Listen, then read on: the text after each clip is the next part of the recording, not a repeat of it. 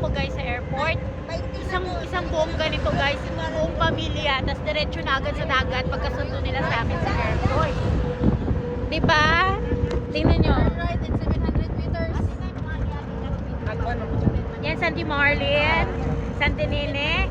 Ayun si teacher. Teacher Nenita. Teacher Nibs.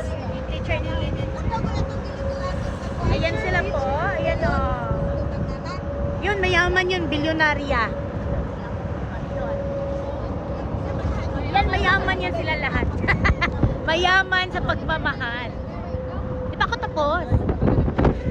You know what, guys? I felt so loved and blessed because pagkasundo nila sa akin sa airport. Diba, no? Thank you.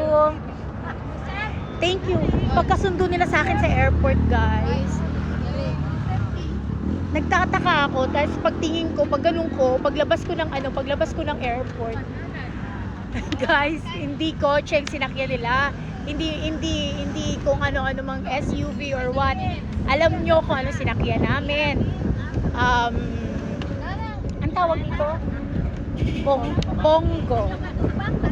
Parang ano siya, parang brand name na isang sasakyan. Tapos, pwede kang sumakay dito sa likod ka talaga. And then, dumiretso kami ng